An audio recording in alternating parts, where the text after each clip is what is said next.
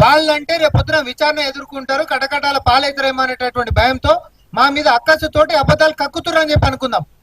కానీ మీరు ఈ అబద్ధాలు ఎందుకు చెప్పారు అంటే కారణాలు నేను చెప్తా. మొదటి సంధి కూడా బీజేపీ అనేటటువంటిది 10 సంవత్సరాలల్లా బీఆర్ఎస్ పార్టీ నేతల మీద ఒక్క ఎఫ్ఐఆర్ కూడా ఫైల్ చేయలేదు. ఇంత అవినీతి జరిగినప్పుడు, కాళేశ్వరం అవినీతి జరిగినా, గొర్రెల కుంభకోణం జరిగినా, లేకపోతే ఇంకే ఫార్ములా ఈ జరిగినా, ఏవి జరిగినా ఒక్క ఎఫ్ఐఆర్ కూడా ఇప్పటి వరకు ఒక్క చర్య కూడా కేంద్ర ప్రభుత్వము బీఆర్ఎస్ నేతల మీద తీసుకోలేదు. కానీ ప్రజాప్రభుత్వం వచ్చిన తర్వాత రేవంత్ రెడ్డి గారి నాయకత్వంలో ముఖ్యమంత్రి వర్యులు విచారణకు ఆదేశించినటువంటి దాని తర్వాత అతి పెద్ద కుంభకోణమైనటువంటి కాళేశ్వరం మొత్తం కూడా దాని మీద కమిషన్ వేసి రిపోర్ట్ తెప్పించుకున్న తర్వాత రేవంత్ రెడ్డి గారికి తర్వాత బీఆర్ఎస్ పార్టీ నేతలకి ముడిపెట్టేసి వీళ్ళంతా ఒకటైపోతారు కాబట్టే చర్యలు తీసుకుంటలేరు, మీకు దమ్ము ధైర్యం ఉంటే కాళేశ్వరం విచారణ అనేటటువంటి సిబిఐకి ఇవ్వాలి అని చెప్పి అప్పుడు మరి ఈ ప్రభుత్వం మీద చేసినటువంటి ఒత్తిడి మీ అందరికీ తెలుసు.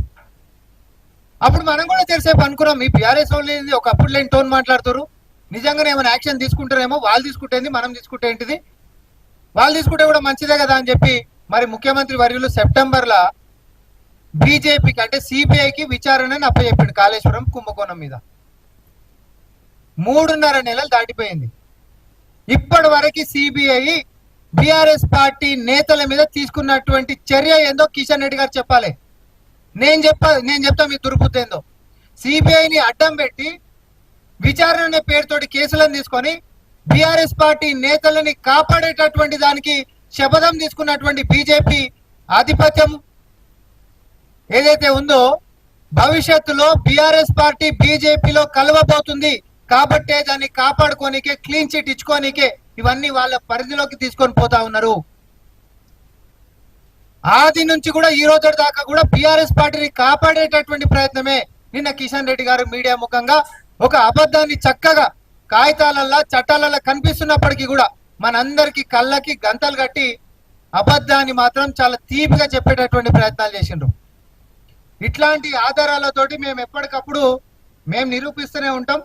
మీరు ఎన్ని చేసినా బీజేపీ బీఆర్ఎస్ యొక్క స్నేహ బంధం, పవిత్ర బంధం, అక్రమ సంబంధం అన్నింటినీ కూడా తెలంగాణ ప్రజలు తెలుసుకున్నారు, తెలుసు. ఇప్పటి కూడా మీరు ఏదో కాంగ్రెస్ పార్టీ బీఆర్ఎస్ పార్టీ అని పాపం కొత్త రాజకీయం ఏదో లేకపోతున్నారు. ఇక బీఆర్ఎస్ ఉంటే అర్థం లేదు కాబట్టి ఏదో బీజేపీ కాంగ్రెస్ అని మాట్లాడతాం. కానీ ఇట్లా క్లియర్ కట్ గా ఉన్నటువంటి వ్యవహారాన్ని ఏ అంశం లేకపోయినా దాంట్లో ఏదో ఉంది అనేటటువంటి అనుమానాన్ని ప్రజల్లో రగల్చనికే ఈ యొక్క ప్రభుత్వం మీద బురద జల్లే ప్రయత్నాలు ఏదైతే మీరు చేస్తా ఉన్నారో దయచేసి ఇది బంద్ చేయాలి. అది ఈ కథ ఇది కూడా ఒకటి రిమూవల్ ఆఫ్ లిగ్నైట్ మైనింగ్, ఇది కూడా గుజరాత్దే. ఇందులో కూడా ఏముంది site visit certificate. The site visit to the Tadkeshwar lignite mine is mandatory.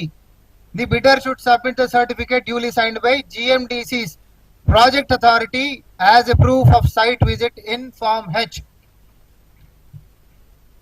NMDC కూడా ఇందులో కూడా site visit certificate duly certified by competent authority at site of the employer, failing which bid shall be rejected. నేను ఒకటి చూపెట్టలే, చాలా చూపించిన.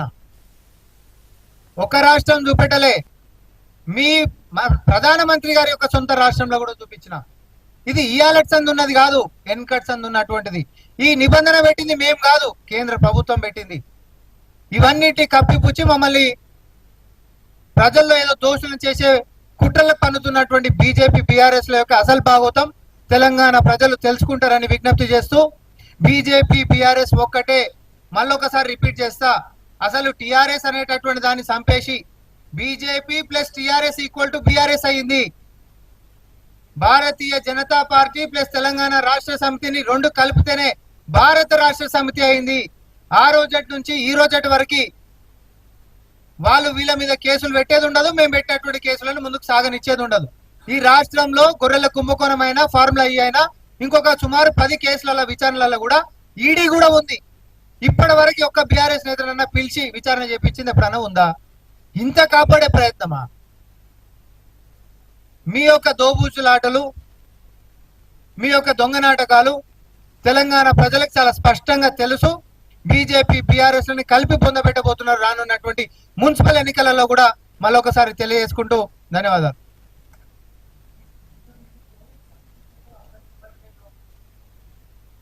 అసలు ఆడదాకా రానే రాలే, అప్పుడే ఎలిగేషన్ ఎట్లా చేస్తారు? ఆ ప్రాసెస్ దాకా రానే రాలే. మీరు అడిగింది కరెక్టే, నిజంగానే ప్రాసెస్ అయిపోయి సపోజ్ ఒక 5 ఉన్నారు అనుకోండి, 10 మంది ఉంటారు, 15 మంది ఉంటారు, అందరినీ రానియకుండా పలానోళ్ళని ఆపిర్రు అంటే వాళ్ళు మీ మీడియా దగ్గరకు వచ్చారంటే అది ఒక అర్థం పర్థం ఉంటుంది. అసలు ప్రాసెస్ ఆడదాకా రాలే, అప్పుడే అపయోగాలు వేసేస్తే ఎట్లా? అక్కడికైనా పారదర్శకత కోసం ఇన్ని అభాండాలు రాజకీయంగా చుట్టుముట్టంతా గందరగోళ పరిస్థితి జరిగినందుకే కదా మేము టెండర్లను కూడా విత్డ్రా చేసినాం. అక్కడ దాకా ప్రొసీజర్ కూడా రాలే. మీరు కనుక్కోండి, ఇప్పుడు నేను చెప్తే తాగేది కాదు కదా అది. టెండర్ ప్రక్రియ అసలు ఎక్కడ దాకా వచ్చినుండే, ఎప్పుడు ఆరోపణలు చేసేసిరు? దయచేసి ఇదే అంటున్నా, ఈ బూటకపు ప్రచారాలని దయచేసి నమ్మొద్దు. హరీష్ రావు చెప్పింది పచ్చి బూతు అనేటటువంటిది నిన్ననే నిరూపించినాం.